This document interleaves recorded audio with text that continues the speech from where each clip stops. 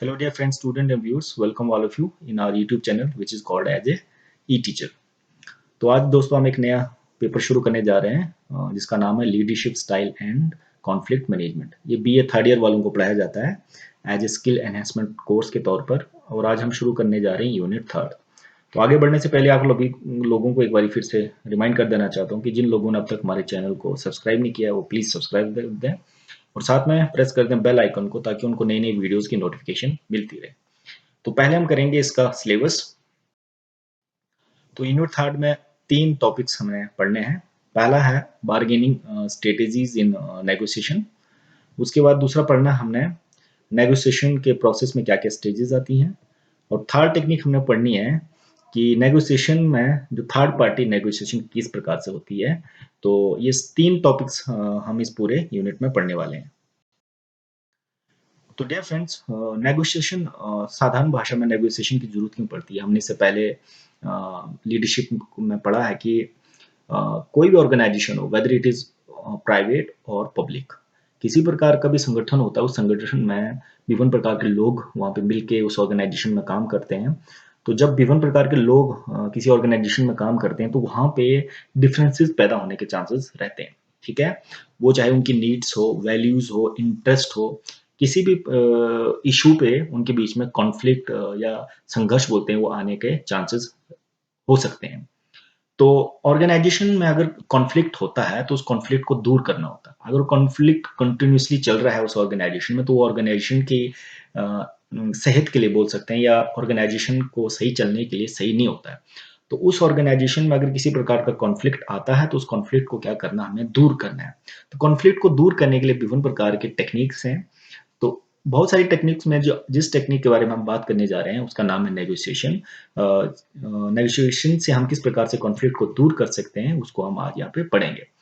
तो नेगोशिएशन का मतलब है जब ऐसा डायलॉग, ऐसा बातचीत, ऐसी चर्चा जब या दो से अधिक लोगों के बीच में या दो से अधिक पार्टीज के बीच में उनके बेनिफिट्स को, कि उनको किस प्रकार से लाभ हो सकता है, किस प्रकार से उनके इंटरेस्ट को मिलाया जा सकता है, किस प्रकार से उनके कॉन्फ्लिक्ट को हम दूर करके, जब हम किसी मेथड से उनको दूर करते हैं, उनके कॉन्फ्लिक्ट को, उनके वाद विवाद को, तो उस टेक्निक को बोलते हैं नेगोशिएशन। ठीक है, या साधारण भाषा में हम बोल सकते हैं कि इस प्रकार की अप्रोच, इस प्रकार का प्रोसेस जिसमें दो पार्टीज या दो इंडिविजुअल जो इन्वॉल्व होते हैं वो अपने इंटरेस्ट को म्यूचुअली डिसाइड करते हैं। कहने का था कि दो अलग अलग इंटरेस्ट हो, उन दोनों इंटरेस्टों को इकट्ठा करके उनके बीच में जो विवाद है या कॉन्फ्लिक्ट उसको दूर जब किया जाता है तो ऐसी स्थिति, ऐसी टेक्निक को बोलते हैं हम नेगोशिएशन। ठीक है, तो नेगोशिएशन का मतलब है कि जो बेनिफिट्स होंगे उस ऑर्गेनाइजेशन में या जिस कॉन्फ्लिक्ट में,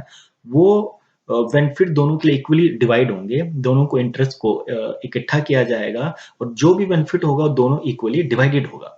तो कहने का अर्थ है कि किसी भी पार्टी को कंप्रोमाइज करने की जरूरत नहीं होती जब दोनों पार्टीज को इंटरेस्ट को देखा जाता है, और उस आधार पर जब किसी डिसीजन को लिया जाता है उस टेक्निक को बोलते हैं नेगोशिएशन। तो नेगोशिएशन के इस पूरे प्रोसेस में एक जो महत्वपूर्ण रोल प्ले करता हुआ है लीडरशिप। उस ऑर्गेनाइजेशन का लीडरशिप, बॉस या मैनेजर, आप किसी नाम से भी इसको पुकार सकते हो, तो इसका बहुत बड़ा हाथ रहता है उस कॉन्फ्लिक्ट को दूर करने के लिए। वो नेगोशिएशन के वे से या टेक्निक से उस कॉन्फ्लिक्ट को दूर कर सकता है। तो अब हम बात करते हैं यहाँ पे इस यूनिट में कि क्या क्या बार्गेनिंग, सौदेबाजी बोल सकते हैं हिंदी में, कि क्या क्या रणनीतियां हैं, क्या क्या टेक्निक्स हैं जिनके जरिए हम, या टाइप्स बोल सकते हैं कि नेगोशिएशन किस किस प्रकार से हो सकता है। तो नेगोशिएशन विभिन्न प्रकार से हो सकता है, उसमें से जो खास प्रकार हैं, इसके टाइप्स हमने यहाँ बात की है। पहली बात है, जब नेगोशिएशन किसी के बीच में विवाद हुआ है तो नेगोशिएशन कैसे करेंगे। पहला नेगोशिएशन मैंने बताया डिस्ट्रीब्यूटिव नेगोशिएशन। डिस्ट्रीब्यूटिव नेगोशिएशन में मतलब जब दो पार्टीज के बीच में कोई कॉन्फ्लिक्ट पैदा होता है, कोई संघर्ष पैदा होता है, तो ऐसी स्थिति में हम दोनों पार्टीज में जो स्रोत है या संसाधन है उनको इक्वली डिवाइड कर देंगे। कहने का था कि अगर दोनों दोनों बोलेंगे कि 1000 रुपए किसी ऑर्गेनाइजेशन में खर्च करना है और 500 रुपए दोनों पार्टीज को दे देते हैं कि आप 500 आपको है, 500 दूसरे को। अब वो पार्टी उस प्रकार का जो उसको फंडिंग दी है 500 रुपए, उसका किस प्रकार से प्रयोग करती है। अगर अच्छा प्रयोग कर गई तो उसका गेन होगा, वो भी उसी पार्टी को होगा, लेकिन अगर वो सही से प्रयोग नहीं कर पाई तो उसका लॉस भी उसको ही सहना पड़ेगा। तो कहने का अर्थ है कि इसमें हमने जो कॉन्फ्लिक्ट को दूर करने के लिए जो रिसोर्सेज है उनका डिस्ट्रीब्यूशन इक्वली कर दिया है, ताकि वो बेनिफिट और लॉस दोनों पार्टी अपने हिसाब से उसको बेयर करेगी, उसको साझा करेगी। ठीक है, तो इस प्रकार के सिस्टम को बोलते हैं डिस्ट्रीब्यूटिव नेगोशिएशन। नेक्स्ट नेगोशिएशन आती है इंटीग्रेटिव नेगोशिएशन, जिसमें हम इंटीग्रेट करने की कोशिश करते हैं, एकीकृत करने की कोशिश करते हैं। कहने का अर्थ है कि यहाँ पे हमने जो रिसोर्सेस है उसको इक्वली डिवाइड नहीं करना है, ताकि ये नहीं देखना है कि अगर लॉस हुआ तो उस पार्टी को होगा, बेनिफिट हुआ तो उस पार्टी को नहीं। लेकिन हम इंटीग्रेटिव नेगोशिएशन में क्या करते हैं कि हम दोनों पार्टीज की जो इंटरेस्ट है ना उनको इंटीग्रेट करते हैं। ठीक है, कॉन्फ्लिक्ट को दूर करने के लिए दोनों को इंटरेस्ट को देखते हैं कि दोनों के इंटरेस्ट क्या है, वो किस प्रकार से क्या-क्या चीज़ चाहते हैं। ऐसी स्थिति में इंटीग्रेट करने से जब हम किसी कॉन्फ्लिक्ट को दूर करते हैं तो उसको बोलते हैं इंटीग्रेटिव नेगोशिएशन। ठीक है? उसके बाद नेक्स्ट आता है text based negotiation. Text based का साधारण भाषा में बोलते हैं कि लिखित तौर पर जब हम किसी से, दो लोगों से या दो पार्टियों से या दो ग्रुपों से किसी चीज पर साइन करवाते हैं और उनको उन पे ये मनवाते हैं कि हमने इस काम को ऐसे करना है, जिस प्रकार से दोनों पार्टियों ने जो निर्णय लिया होता है, तो इस प्रकार की नेगोशिएशन को बोलते हैं टेक्स्ट बेस्ड या राइटिंग बेस्ड नेगोशिएशन। तो ये जो इस प्रकार की नेगोशिएशन है, इसको शुरू करने से पहले एज ए ड्राफ्ट के तौर पर भी प्रयोग किया जा सकता है। ड्राफ्ट कहने का अर्थ है कि अभी फाइनली इसको हमने स्टार्ट नहीं किया, सिर्फ एज ए पायलट सर्वे के तौर पे हम उसको शुरू करते हैं। तो धीरे-धीरे समय के आने के साथ अगर ये सब लोगों को पसंद आता है या सब लोग एग्री होते हैं तो उस चीज़ को फाइनल किया जा सकता है। जैसे कि यूनाइटेड नेशन की जो काउंसिल है, उसके सिक्योरिटी काउंसिल में रिफॉर्म करने की बात की गई थी और एक टेक्स्ट बेस्ड नेगोशिएशन की बात की थी। उसमें ये लिखा गया था कि कितने लोग इस चीज़ को मानते हैं, तो टेक्स्ट को आगे फॉरवर्ड किया था, कुछ लोगों ने उसको स्वीकार भी किया था, सिग्नेचर भी किए थे, लेकिन बाद में बहुत सारे देशों ने उसको अस्वीकार किया और इस प्रकार से ये टेक्स्ट बेस्ड जो हमने नेगोशिएशन किया था, वो बाद में 2019 में फेल हो गया, क्योंकि बाद में ये टेक्स्ट जो ड्राफ्ट हमने चलाया था उसमें सभी लोग एग्री नहीं किए। तो इस प्रकार से बोल सकते हैं, जब हम लिखित तौर पे जब किसी कॉन्फ्लिक्ट पे हम नेगोशिएशन करने की बात करते हैं या उस दुविधा को या उस संघर्ष को दूर करने का प्रयास करते हैं, तो हो गया text based negotiation. Next negotiation की बात करते हैं हम यहाँ पे stages negotiation in the process. तो बहुत सारे नेगोशिएशन के प्रोसेस में बहुत सारे स्टेजेस हैं और हर स्टेजेस को उसकी इंपॉर्टेंस के हिसाब से जब हम उसको एनालाइज करते हैं और फोकस करते हैं कि कौन कौन से स्टेप बहुत इंपॉर्टेंट हैं कि इस कॉन्फ्लिक्ट को दूर करने के लिए, इस प्रॉब्लम को रिजॉल्व करने के लिए, इस प्रकार की अप्रोच को बोलते हैं stages in the negotiation process. Next है यहाँ पे इंटीग्रेटेड। देखो हमने यहाँ पढ़ा था इंटीग्रेटिव और इंटीग्रेटेड। तो इंटीग्रेटेड अप्रोच, इनकी हिंदी और इंग्लिश दोनों मैंने सेम ही लिखा है, आपने ऐसे ही याद रखना, क्योंकि हम इसको ट्रांसलेशन करने की कोशिश करेंगे तो बहुत सारी मीनिंग चेंज हो जाती है। तो इंटीग्रेटेड नेगोशिएशन में क्या होता है कि जब हम नेगोशिएशन करने की बात करते हैं या जब हम चर्चा करते हैं, तो हम नेगोशिएशन में बहुत सारे ऑप्शन क्रिएट करते हैं। कहने का अर्थ है कि ए बी सी डी करके कि ये ऑप्शन अच्छा होगा, बी अच्छा होगा, सी डी, तो उन सभी बहुत सारे जो हमने ऑप्शन क्रिएट किए होते हैं उस कॉन्फ्लिक्ट को दूर करने के लिए, तो उन सब में कंपैरिजन करके जब हम सिंगल वैल्यू, कहने का अर्थ है कि एक सबसे बेहतर चीज को जब हम दोनों ग्रुपों को जब दोनों ग्रुपों के जब आइडियाज को सुन के एक बेहतर वैल्यू को या बेहतर ऑप्शन को चुनते हैं, तो उसको बोलते हैं इंटीग्रेटेड अप्रोच ऑफ नेगोशिएशन। तो ये 4-5 प्रकार के जो मैंने यहाँ पे स्टेजेस बताए हैं या टाइप्स बताए हैं नेगोशिएशन में, जो किसी जिससे हम जो कॉन्फ्लिक्ट है वो किसी भी ऑर्गेनाइजेशन के अंदर दूर कर सकते हैं। तो अब हम बात करते हैं स्टेजेस या क्या प्रोसेस या स्टेप्स क्या-क्या होने चाहिए नेगोशिएशन में। तो नेगोशिएशन में बहुत सारे प्रोसेस या बहुत सारे स्टेप तो होते हैं, उन स्टेप्स को यहाँ पे हम डिस्कस करने वाले हैं। सबसे पहले अगर नेगोशिएशन की बात करें, आप किसी भी ऑर्गेनाइजेशन में हैं, तो नेगोशिएशन का मतलब ये नहीं होता कि अगर 2 पार्टी के बीच में कोई कॉन्फ्लिक्ट क्रिएट हो रहा है, तो वहाँ किसी पार्टी को अपने इंटरेस्ट को सैक्रिफाई करना है। सैक्रिफाई नहीं करना, बट दोनों को अंडरस्टैंड करना है कि उनकी नीड क्या-क्या है, उनके इंटरेस्ट क्या-क्या है। दोनों जब एक दूसरे की नीड को इंटरेस्ट को समझती है, तो उससे नेगोशिएशन करने में आसानी भी होती है और कॉन्फ्लिक्ट आसानी से दूर हो जाता है। लेकिन इसके अलावा बहुत सारी एक स्टेप बाय स्टेप हमें किसी भी नेगोशिएशन करने में या उस प्रोसेस को यूज़ करने के लिए स्टेप यूज़ करने पड़ते हैं, जो स्टेप हम यहाँ पर डिस्कस करने जा रहे हैं। पहली बात है, जब 2 पार्टी के बीच में कभी कॉन्फ्लिक्ट आता है, संघर्ष होता है, तो दोनों पार्टीज़ को रेडी होना पड़ता है कि हमने इस कॉन्फ्लिक्ट को दूर करना है। जब तक वो मेंटली प्रिपेयर्ड ही नहीं है कि हमने इस कॉन्फ्लिक्ट या संघर्ष जो हमारे बीच में हो रहा है, जो विवाद चल रहा है, उसको हमने दूर करने की जब वो स्थिति में नहीं होते, जब वो सोचते ही नहीं वैसा, मेंटली प्रिपेयर्ड नहीं होते, तब तक नेगोशिएशन हो ही नहीं सकती।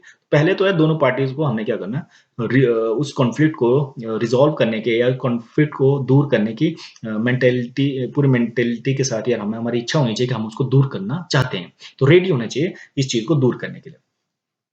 फिर सेकंड स्टेप क्या होता है कि इसके बीच में कोई मीडिएटर भी हो सकता है। मीडिएटर मतलब अगर दोनों पार्टीज़ खुद एक्टिवली इन्वॉल्व भी नहीं होने चाहती। आपने देखा होगा कहीं पे जब 2 पार्टी के बीच में कोई संघर्ष चल रहा होता है, कॉन्फ्लिक्ट चल रहा होता है कोई, तो तीसरा पंच आके उन चीज़ों को, विवाद को दूर करता है। तो यहाँ पे सिमिलरली कोई मीडिएटर हो सकता है, जब दोनों पार्टीज़ क्या होता है एक्टिवली किसी समझौते पे या वार्ता पे या मोल-भाव करने की प्रक्रिया में जब भाग नहीं लेती है तो। तो ऐसा भी हो सकता है कि डायरेक्टली दोनों पार्टीज़ जो है वो डायरेक्टली एक्टिवली क्या वो कर सकते हैं, नेगोशिएशन में बात भी कर सकते हैं। लेकिन अगर वो दोनों एक्टिवली पार्टिसिपेट नहीं करते तो तब वहाँ पे मीडिएटर भी भाग ले सकता है। अब थर्ड स्टेप क्या होगा? प्लानिंग करनी है, हमने प्रिपरेशन करना है कि क्या हम किस प्रकार से नेगोशिएशन करेंगे, कहाँ पे करेंगे, स्थान क्या होगा, टाइमिंग क्या होगी। एक पूरी प्लानिंग और पूरी प्रिपरेशन करने की ज़रूरत पड़ती है। उसके बाद नेक्स्ट पॉइंट ये होता है कि आपने उन्हीं लोगों को कॉल करना है, उन्हीं ग्रुप को कॉल करना है, उन्हीं इंडिविजुअल्स को कॉल करना है, जिनके बीच में कॉन्फ्लिक्ट चल रहा है, जिनके बीच में आपने नेगोशिएशन करवाना है। तो अनवांटेड लोगों को अगर आप बुला लेते हो तो उससे भी नेगोशिएशन करने में प्रॉब्लम होती है। ये चौथा स्टेप है। उसके बाद है पांचवा step, finding the grounds of conflict. आपने आधार, जो मेन कारण है ना, उसको फाइंड आउट करना कि कॉन्फ्लिक्ट किसकी वजह से हो रहा है। जब तक आप क्वेश्चन को फाइंड आउट नहीं पहचान सकोगे तो आप आंसर भी नहीं दे सकोगे। तो पहले आपने देखना है कि रीजन क्या है किसी कॉन्फ्लिक्ट को बनने का। Next design activity. Design activity जैसे कि हर्बर्ट साइमन ने बोला अपने डिसीजन मेकिंग प्रोसेस में, इंटेलिजेंस एक्टिविटी, फिर उसके बाद डिजाइन एक्टिविटी, उसके बाद लास्ट में चूजिंग एक्टिविटी। तो ये तीनों एक्टिविटी में जो छठा पॉइंट यहाँ मैं इस पूरे प्रोसेस में बता रहा हूँ कि आपने ऑप्शन क्रिएट करने हैं। डिजाइन एक्टिविटी मतलब क्या क्या ऑप्शन हो सकते हैं, दोनों के इंटरेस्ट को सुनना है, दोनों के आइडियाज को सुनना है, दोनों पार्टीज के। तो उसके बाद आपने विभिन्न प्रकार के ऑप्शंस क्रिएट करते हो। तो जब ऑप्शन क्रिएट करते हो तो उसको बोलते हैं डिजाइन एक्टिविटी। अब नेक्स्ट है सेवंथ, बार्गेनिंग एंड कॉम्प्रोमाइज। अब सौदेबाजी या समझौता कहने का अर्थ है कि कहीं न कहीं हर चीज़ आप बोलते हैं रैशनल नहीं कर सकते हैं। सब चीज़ों को सैटिस्फाई नहीं कर सकते, सब लोगों को सैटिस्फाई नहीं करते हैं। तो कहीं न कहीं दोनों पार्टीज़ को कहीं न कहीं कुछ चीज़ों पे समझौता करना पड़ेगा, सौदेबाजी करनी पड़ेगी, कुछ चीज़ों को कॉम्प्रोमाइज़ करना पड़ेगा। तो कॉम्प्रोमाइज़िंग एक सेवंथ एक्टिविटी में मानूँगा, वो दोनों पार्टीज़ को एक फाइनल सॉल्यूशन पे पहुँचने के लिए करना ही पड़ेगा। उसके बाद नेक्स्ट है, जब आप तैयार कर लेते हो किसी एक्टिविटी को, जब आप डिजाइन एक्टिविटी के बाद बहुत सारे ऑब्जेक्टिव बना लेते हो, बहुत सारे ऑप्शन क्रिएट कर लेते हो, उस ऑप्शन क्रिएट करने के बाद जब एक बोल सकते हैं कि ड्राफ्ट के ऊपर पहुंच जाते हैं, तो उस ड्राफ्ट को आपने इंप्लीमेंट किया, सोचते हैं कि ठीक है अब ये फाइनल इस बात पे हम पहुंचे हैं और इस बात को एक बार थोड़ा चला के देखते हैं कि देखते हैं ये काम करता नहीं करता है, ये सोल्यूशन जो हमने फाइंड आउट किया है ये काम करेगा नहीं करेगा। तो पायलट इंप्लीमेंटेशन मतलब कुछ समय के लिए, 1 महीने के लिए आपने उसको यूज किया। उसके बाद आपने उसको दोबारा रीअसेसमेंट की। कहने का अर्थ है कि क्या दोनों के लिए वो फायदेमंद था, दोनों के इंटरेस्ट को देख रहा था कि नहीं देख रहा। तो रीअसेसमेंट करने में जब आपको लगता है कि नहीं, जो हमने पायलट सर्वे या पायलट मोड पे उस डिसीजन को लिया था, उस निर्णय को लिया था, उस नेगोशिएशन जो हमने किया था, क्या वो सही है कि गलत है। तो रीअसेसमेंट करने के बाद अगर आपको सही लगता है तो आप उसको फाइनली इंप्लीमेंट कर सकते हो, उसको फाइनली चला सकते हो। तो ये 8-10 स्टेप्स हैं जब हम नेगोशिएशन करने की कोशिश करते हैं कॉन्फ्लिक्ट को दूर करने के लिए, तो इन स्टेप्स को इन्वॉल्व कर सकते हैं। है टेक्निक्स ऑफ नेगोशिएशन। तो मैंने आपको नेगोशिएशन की बहुत सारी टेक्निक्स है, बहुत सारे स्टेप्स बताए हैं। तो यहाँ पे हम बात कर रहे हैं थर्ड पार्टी नेगोशिएशन। तो थर्ड पार्टी नेगोशिएशन को पहले थोड़ा मैं आपको ब्रीफ में बना देता हूँ स्लाइड को पढ़ने से पहले। देखो, मैं जो नेगोशिएशन कॉन्फ्लिक्ट किसके बीच में होता है? कॉन्फ्लिक्ट हो सकता है दो लोगों के बीच, दो ग्रुप्स के बीच या दो से अधिक ग्रुप्स के बीच में भी होता है। ठीक है? तो ऐसी स्थिति में कॉन्फ्लिक्ट होता है, क्यों? कॉन्फ्लिक्ट का साधारण भाषा में कॉन्फ्लिक्ट मतलब डिसएग्रीमेंट या किसी चीज मिसअंडरस्टैंडिंग। जब दोनों लोग, दो के इंटरेस्ट जब मैच नहीं कर रहे होते, ऐसी स्थिति में क्या हो जाता है? कॉन्फ्लिक्ट पैदा हो जाता है। और कॉन्फ्लिक्ट पैदा होना मतलब किसी भी दो ग्रुप में ये ऑब्वियस है। अब ऑर्गेनाइजेशन जब डाइवर्स होती है तो डाइवर्स लोग होते हैं, अलग अलग लोग होते हैं, तो वहां पे कॉन्फ्लिक्ट आने के चांस रहते ही हैं। लेकिन बात ये होती है कि जब दो ग्रुप्स में कॉन्फ्लिक्ट हो जाता, तो जब वो दो ग्रुप एक्टिवली खुद अपने किसी नेगोशिएशन पे नहीं आ पाते हैं, या जब वो अपनी कॉन्फ्लिक्ट को दूर नहीं कर पाते हैं, तो ऐसी स्थिति में एक थर्ड पार्टी एक अलग से एक पार्टी जो फॉरवर्ड आती है, जो आगे उन डिस्प्यूट को समझती है और उन दोनों पार्टीज़ के बीच में एज़ ए मीडिएटर काम करती है। जो कोशिश करती है कि जो नेगोशिएशन हो पा सके, जो कोई विवाद आया, जो कॉन्फ्लिक्ट हुआ, उस कॉन्फ्लिक्ट को दूर किया जा सके। तो ऐसी स्थिति में उस पार्टी को, उस मीडिएटर को बोलते हैं हम थर्ड पार्टी, ठीक है? तो थर्ड पार्टी आपने देखा कि कहीं पे जज भी हो सकता है, पंच भी हो सकता है, लीडर भी हो सकता है, बॉस भी हो सकता है, मैनेजर भी हो सकता है, जो कि कॉन्फ्लिक्ट को दूर करने का प्रयास करता है, तो उस पार्टी को हम बोलते हैं इस प्रकार के जो मैनेजमेंट के सिस्टम को, कॉन्फ्लिक्ट को दूर करने के सिस्टम को बोलते हैं थर्ड पार्टी नेगोशिएशन। तो थर्ड पार्टी नेगोशिएशन एक बहुत इंपॉर्टेंट रोल प्ले करता है किसी भी ऑर्गेनाइजेशन में कॉन्फ्लिक्ट को दूर करने के लिए, और उसके बहुत सारे एडवांटेजेस हैं, जिन एडवांटेजेस में से कुछ मैंने जो 5 यहाँ पे लिखे हैं, उनको अंडरस्टैंड करने का प्रयास करेंगे। तो थर्ड जो पहला पॉइंट है थर्ड पार्टी नेगोशिएशन का, वो है ये है कि जब आप थर्ड पार्टी को इन्वॉल्व करते हो, देखो 2 पार्टी जब बीच में नेगोशिएशन करने की बात कर रही है, तो दोनों के इंटरेस्ट को मतलब बराबर करना मुश्किल हो जाता है, क्योंकि उसमें एक पार्टी बोलेगी कि मैं मेरे इंटरेस्ट अभी आगे नहीं है, मेरी मेरी इंटरेस्ट अभी में सैटिस्फैक्शन नहीं है, मेरे इंटरेस्ट की बात नहीं की जा रही है, तो दोनों को बराबर करना बड़ा मुश्किल हो जाए। लेकिन जब थर्ड पार्टी आती है, वो दोनों की ग्रीवेंसेस को अच्छे से सुनती है, अंडरस्टैंड करती है, और बोथ द पार्टीज जब दोनों पार्टीज के जब वो ग्रीवेंसेस को सुनती है, तो वो सुनने के बाद एक अपना रैशनल बराबर प्रकार का अपना एक निर्णय लेती है, जो किसी की तरफ नहीं होता है। तो इस प्रकार से हम कह सकते हैं कि थर्ड पार्टी जब किसी प्रकार की किसी नेगोशिएशन पे काम कर रही होती है, कॉन्फ्लिक्ट को दूर करने की बात कर रही होती है, तो दोनों को बराबर तरीके से समझती है और अपनी राय उस पर देती है। नेक्स्ट है try to explore the conflict through different angles.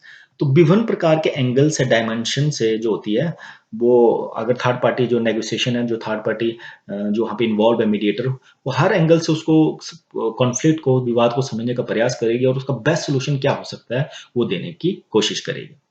Next है try to find out the outcome from the point of view of the both parties. तो कहने का था कि ठीक है, आप दोनों को अंडरस्टैंड कर रही है, दोनों को ग्रीवेंसेस को, दोनों को शिकायतों को अगर समझ रही है और हर एंगल से उसको एक्सप्लोर करने की कोशिश कर रही है, हर एंगल से उसको एक सही सोल्यूशन फाइंड करने की कोशिश कर रही है, तो उसका जो आउटकम आएगा, जो रिजल्ट आएगा, वो दोनों पार्टीज के लिए बेनिफिशियल होगा।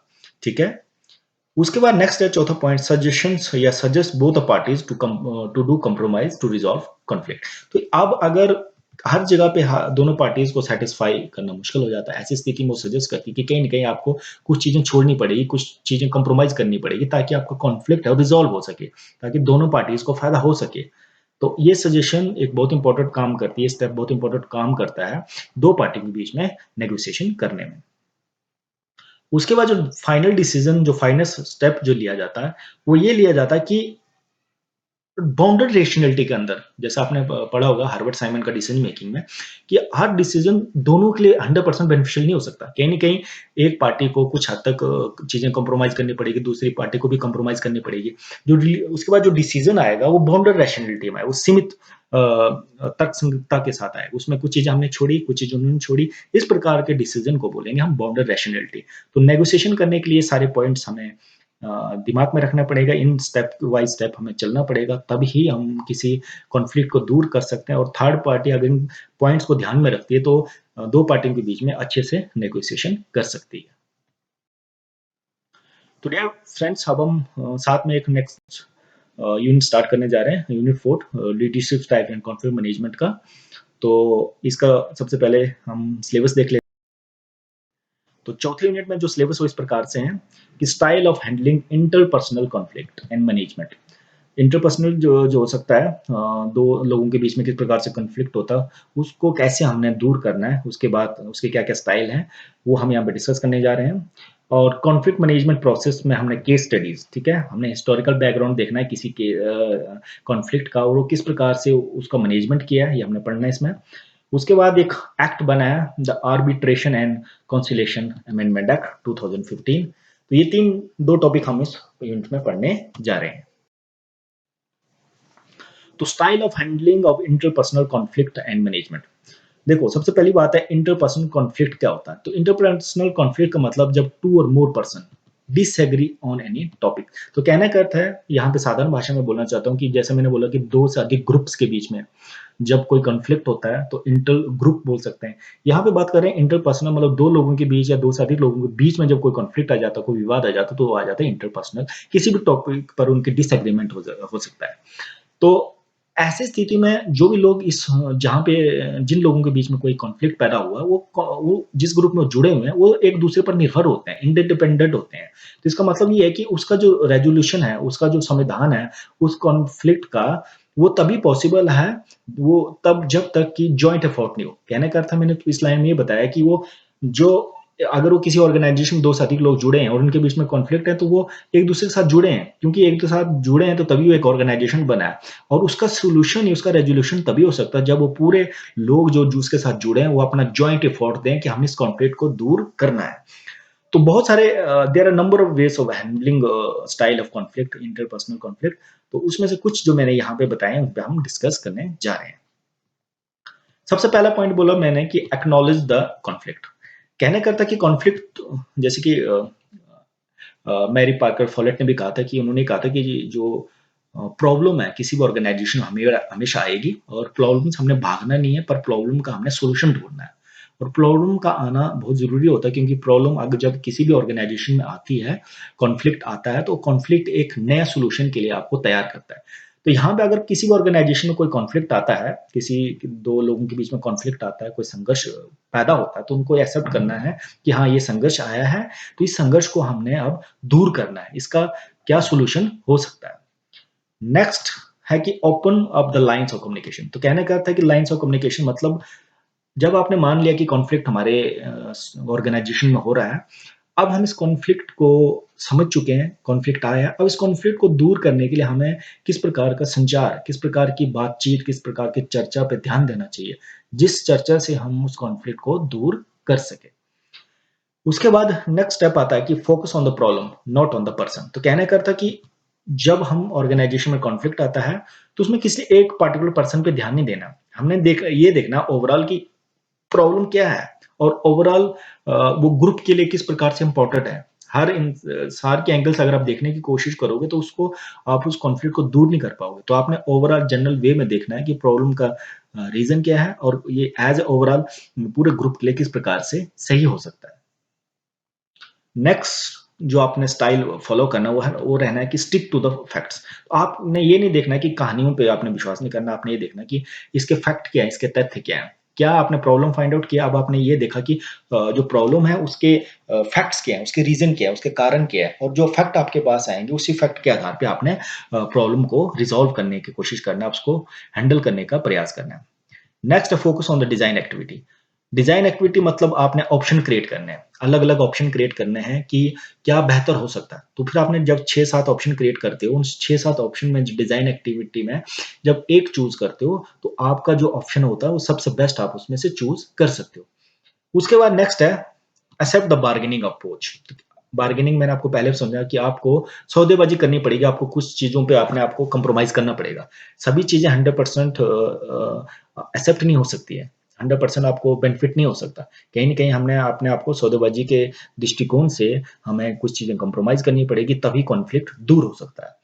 नेक्स्ट जो स्टाइल है कि हमने जो कोई भी डिसीज़न, जैसे मैंने आपको बोला, बाउंड्री रैशनैलिटी में लेना। बाउंड्री रैशनैलिटी का मतलब हमने अपनी सीमाओं को देखते हुए एक ऐसा डिसीज़न में पहुँचना है जहाँ पे हमें कुछ बेनिफिट भी मिले और कुछ चीज़ों पे हमें कंप्रोमाइज़ भी करना पड़े, तो हम कंप्रोमाइज़ कर सकते हैं। अपनी सीमाओं के अंतर्गत जब हम किसी डिसीज़न को लेते हैं, या 2 लोग ग्रुप के अंदर लोग दोनों की चीज़ों को समझते हैं, दोनों की समस्याओं को समझते हैं, तो एक समाधान के ऊपर पहुँचते हैं, तो ऐसे डिसीज़न को बोलते हैं बाउंडेड रैशनैलिटी डिसीज़न मेकिंग। फिर नेक्स्ट स्टेप क्या होता है, लास्ट जब आपने बाउंड्री रैशनैलिटी में एक फाइनल डिसीजन ले लिया, आपने ये ले लिया कि हमने इस चीज़ को अपनाना है, इस ऑप्शन को अपनाना है। फिर आप डिसीजन ले लेते हो, और डिसीजन लेने के बाद उस पे एक्ट करते हो, उस पे कार्य करते हो, उसको संचालन करते हो। तो ये सारे स्टाइल या ये सारे पॉइंट्स आप इंटरपर्सनल जो कॉन्फ्लिक्ट है, संघर्ष में है, उसको हैंडल करने के लिए यूज़ कर सकते हो। अब है कॉन्फ्लिक्ट मैनेजमेंट प्रोसेस, और उसमें केस स्टडी। देखो, हम इसमें सिंपल सी बात कर रहे हैं, केस स्टडी। केस स्टडी का मतलब होता है कि जब कॉन्फ्लिक्ट को हमने दूर करने के लिए बहुत सारे स्टेप हमने यूज़ किए जाते हैं, लेकिन जब कॉन्फ्लिक्ट मैनेजमेंट करने के लिए जब हम केस स्टडी का प्रयोग करते हैं, तो केस स्टडी का मतलब होता है किसी प्रॉब्लम का जब हम हिस्टोरिकल बैकग्राउंड देखते हैं, उसका इतिहास देखते हैं कि वो कॉन्फ्लिक्ट कैसे शुरू हुआ, कैसे स्टार्ट हुआ, उसके रीजन क्या थे उस कॉन्फ्लिक्ट को होने के, वो किन किन लोगों के बीच था, क्या ग्रुप के बीच में था, किसी इंडिविजुअल के बीच में था, और किस प्रकार की अप्रोच यूज हुई उस कॉन्फ्लिक्ट को रिजॉल्व करने के लिए। जब इस प्रकार का अध्ययन करते हैं, किसी एक पर्टिकुलर केस को स्टडी करते हैं उसके हिस्टोरिकल डाटा से लेकर, तो इस प्रकार की कॉन्फ्लिक्ट मैनेजमेंट प्रोसेस को बोलते हैं case study, conflict management process. तो बहुत सारे स्टेप्स आप यूज कर सकते हो। मेरे हिसाब से जो स्टेप यूज होने चाहिए केस स्टडी के लिए कॉन्फ्लिक्ट मैनेजमेंट में, मैंने यहाँ पे लिखे हैं। देखो, मैंने यहाँ पे किसी भी केस स्टडी को नहीं लिया है, लेकिन आप नेट पे जाके स्टूडेंट्स किसी भी केस स्टडी करके आप लिखेंगे तो आपको मिल जाएगा वहां से आइडिया। तो उसने आपको आपने उसको स्टडी करना है। स्टडी करने के बाद जो मैंने यहाँ पे स्टेप दिए, इसी स्टेप के हिसाब से आपने 2 या 3 पेजों में उसको तैयार करना है। देखो, मैंने किसी केस को यहाँ पे नहीं किया है उस प्रकार से, इसलिए नहीं किया ताकि आप करोगे तो आप ज़्यादा लर्न करोगे, लेकिन करना कैसे है ये मैं यहाँ पे स्लाइड पे आपको बताऊंगा। केस स्टडी करके कोई भी ऑर्गेनाइजेशन कॉन्फ्लिक्ट के केस स्टडी करके आप नेट पे डालोगे तो आपके पास मटेरियल आ जाएगा। तो वहाँ आपने करना क्या है, पहले जो भी आपके पास लिटरेचर आएगा, जो नेट पे आएगा, उसका पहले इंट्रोडक्शन लिखना है। इंट्रोडक्शन मतलब वो क्या केस था, उसका नाम क्या था, जगह का नाम क्या था, ऑर्गेनाइजेशन का नाम क्या, थोड़ा आप इंट्रोडक्शन दोगे। फिर उसके बाद टाइप्स ऑफ कॉन्फ्लिक्ट, क्या वो कॉन्फ्लिक्ट किस प्रकार का था, उसका टाइप क्या था, वो आपने लिखना है। फिर उसके बाद उसी वहाँ पे आपने देखा होगा, वो जब आप उसको पढ़ोगे, उसकी हिस्ट्री पढ़ोगे, तो वहाँ पे ये भी बताया होगा कि उसके कारण थे, जो वहाँ पे कॉन्फ्लिक्ट हो रहा था उसके कारण क्या-क्या थे, वो कारण लिखने हैं आपने। फिर नेक्स्ट, अगर वो जो कॉन्फ्लिक्ट हुआ उसको किस प्रकार से, किस मेथड से उस कॉन्फ्लिक्ट को मैनेज किया गया, उसको दूर किया गया, वो मेथड लिखना है। लास्ट में अपने कंक्लूजन लिखनी है, एज ए रिपोर्ट लिखनी है पूरी, कि क्या कॉन्फ्लिक्ट का इंट्रोडक्शन क्या था, उसके टाइप्स क्या थे, और कॉजेज क्या थे, और मेथड्स क्या क्या यूज किए। तो पूरे ओवरऑल आपने लास्ट में जो आपने फाइंड आउट किया, जो आपने कंक्लूड किया, उसको आपने यहाँ पे लिखना है। तो इस प्रकार से आप कोई भी टॉपिक जाके नेट से देख सकते हैं। अब हम एक बहुत इंपॉर्टेंट टॉपिक की ओर जा रहे हैं, जिसका नाम है the arbitration and conciliation amendment act 2015। तो देखो, arbitration has been preferred the way of settlement of dispute globally globally as well as in India. देखो, आर्बिट्रेशन का मतलब है कि मध्यस्थता का मतलब है कि जब हम दो लोगों के बीच में जब किसी प्रकार का विवाद होता है, तो दोनों लोगों की बातों को, दोनों लोगों की इच्छाओं को, दोनों लोगों के ग्रीवांसों को सुन के जब किसी एक सेटलमेंट पे, किसी एक फाइनल डिसीजन पे पहुंचते हैं, तो that is the way of arbitration. ठीक है ना, वो टेक्निक है आर्बिट्रेशन, किसी भी इश्यू को, किसी भी डिस्प्यूट को सेटल करने के लिए। और ये इस प्रकार की अप्रोच सिर्फ इंडिया में नहीं बल्कि ग्लोबली हर देश में अपनाई जाती है। तो जिस एक्ट की हम बात कर रहे हैं, इसमें विभिन्न प्रकार के प्रोविजंस दिए हैं रिलेटिंग टू कि किस प्रकार से जो है रेजोल्यूशन, किसी डिस्प्यूट का हम रेजोल्यूशन पा सकते हैं, एक सॉल्यूशन पा सकते हैं। तो arbitration in contain in arbitration and conciliation act 1996 में। तो ये पहली बार, ये जो आर्बिट्रेशन एंड कंसिलिएशन एक्ट 1996 में आया था, लेकिन उसके बाद इस एक्ट को अमेंडमेंट किया गया 2015 में। ठीक है, और बोथ हाउसेज ऑफ पार्लियामेंट ने इसको पास किया। उसके बाद जो प्रेसिडेंट की मोहर या उसकी जो सिग्नेचर कब हुए, वो 31 दिसंबर 2015 में। और ये एक्चुअली इनफैक्ट इफेक्टिव में कब आया, एनफोर्स कब हुआ, ये हुआ 1 जनवरी 2016 को। तो यहाँ पे मैंने बताया कि जो आर्बिट्रेशन एंड कॉन्सिलेशन एक्ट है वो 1996 में बना था, और 2015 में इसको अमेंड किया गया, इसमें संशोधन किया गया। अब ये एक्ट बहुत लंबा चौड़ा है, लेकिन इसके कुछ पॉइंट्स, की पॉइंट्स अमेंडमेंट और कुछ चीजें इंसर्ट की है, जो कुछ नई चीजें इसमें शामिल की है, हम उनके बारे में यहाँ पे पढ़ने जा रहे हैं। पहली बात यहाँ पे बताएगी अमेंडमेंट जो है, उसका जो सेक्शन 2E है, उसमें ये बताया गया है कि हम एक इंटर्म रिलीफ अपील कर सकते हैं। ठीक है, हम अपील कर सकते हैं, राहत के लिए अपील कर सकते हैं, कि चाहे वो इंटरनेशनल कमर्शियल आर्बिट्रेशन हो, या भारत के बाहर का किसी भी प्रकार का अगर कोई डिस्प्यूट किसी ऑर्गेनाइजेशन के अंदर हो जाता है। ठीक है, तो इंटर्म या आंतरिक या जल्द से राहत पाने के लिए जहां पे आप अपने एप्लीकेशन दायर कर सकते हो, ऐसी स्थिति में आप किसको दायर कर सकते हो और उसमें कौन एक्ट कर सकता है, तो उसके लिए एक अमेंडमेंट किया गया, संशोधन किया गया। और एक चीज नहीं डाली गई, उसमें ये बताया कि हाई कोर्ट जो है वो सच रिलीफ दे सकता है, एक इंटर्म रिलीफ या जल्द रिलीफ या शीघ्र रिलीफ बोल सकते हैं, कि जब किसी प्रकार की आप कोई इंटरनेशनल कमर्शियल कोई आपके बीच में कोई डिस्प्यूट होता है, तो उस डिस्प्यूट को दूर करने के लिए कोर्ट एक्टिवली पार्टिसिपेट कर सकता है और आपको वो इंटर्म राहत दे सकता है। ठीक है सर। उसके बाद नेक्स्ट सेक्शन 29A इसमें इंसर्ट किया गया, जिसमें ये बताया गया कि ट्रिब्यूनल, कहने का था कि इस प्रकार का न्यायालय बोलते हैं जो आपको एक speedy completion of arbitration proceeding. तो कहने का अर्थ यहाँ पे इसलिए बनाया गया कि जो दो जब ग्रुप्स के बीच में या दो ऑर्गेनाइजेशन के बीच में, दो लोगों के बीच में अगर कोई कॉन्फ्लिक्ट पैदा होता है, तो और उन विवाद को दूर करने के लिए बहुत समय लग जाता है, बहुत ज़्यादा समय लगता है, और बहुत सारा समय लगने से बहुत नुकसान हो सकता है। लेकिन इसके लिए एक्ट लाया गया, उसमें ये बताया गया कि within 12 month from the date of reference, यानी कि जब वो चीज़ दायर हुई या जब दोनों के बीच में वो प्रोसेस शुरू हुआ, उस कॉन्फ्लिक्ट को दूर करने के लिए, जब दोनों के बीच में कोई वो प्रोसेस जिसके थ्रू उस विवाद को दूर किया जाए, जब उसकी डेट शुरू हुई है, रजिस्ट्री हुई, उस दिन से लेकर 12 महीने के अंदर उस पूरे सिस्टम को, पूरे कॉन्फ्लिक्ट को दूर किया जाना चाहिए। और जिस प्रकार से जो पार्टीज वहाँ पे इन्वॉल्व होती है, वो उस प्रकार से वो पार्टी जो उन्होंने वो माना होता है कि हम इस प्रकार से इस विवाद को दूर करेंगे, तो वो प्रोसेस चलाना चाहिए जिससे स्पीडी डिसीजन आ सके। और अगर चाहे तो दोनों पार्टीज जो है उस 12 से 6 महीने का समय और भी ले सकती है, लेकिन 6 महीने से ज़्यादा समय उनको नहीं मिलेगा। नेक्स्ट है सेक्शन 29B।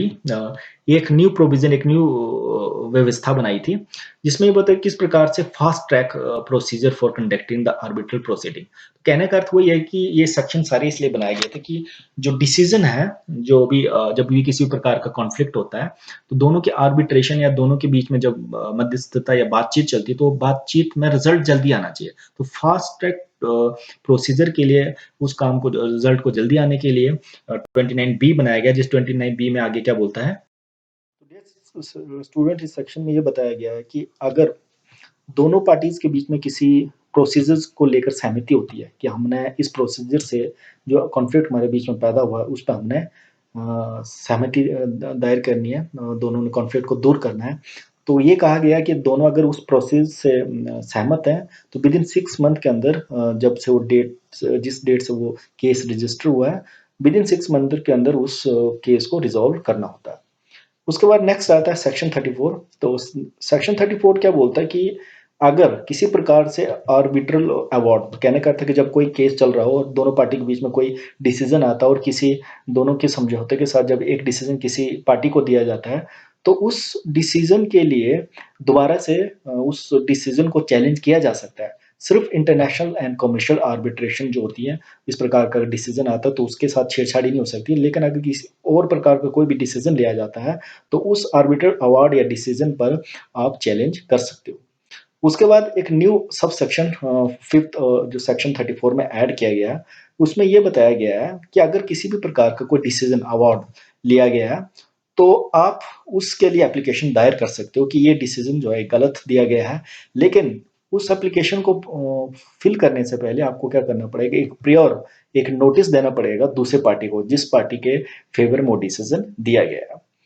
उसके बाद एक नया सब सेक्शन 6 और ऐड किया गया है सेक्शन 34 में, जिसमें यह बताया गया है कि ए पीरियड ऑफ 1 ईयर, 1 साल का जो समय सीमा दी जाएगी, जिसके जिस पार्टी के फेवर में वो आर्बिट्रल अवार्ड मिला, मतलब जो डिसीजन जो जिसके फेवर में लिया गया है, तो 1 साल के अंदर आप एप्लीकेशन को दायर कर सकते हो कि अवार्ड जिस पार्टी को दिया गया है, ये जो डिसीजन जिस पार्टी के लिए दिया गया है, ये गलत लिया गया है। तो मतलब 1 साल के अंदर आप अपनी याचिका दायर कर सकते हो, कहने का अर्थ है।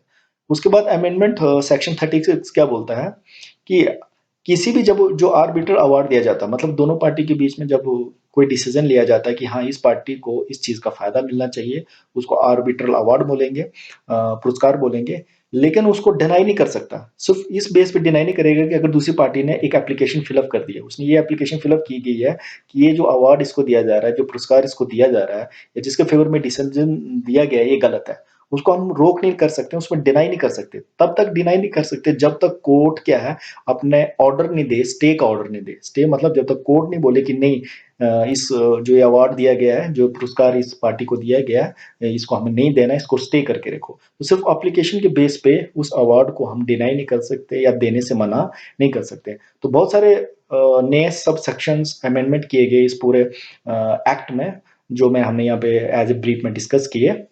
तो इसी के साथ पूरा यूनिट दोनों थर्ड और फोर्थ खत्म हो चुके हैं।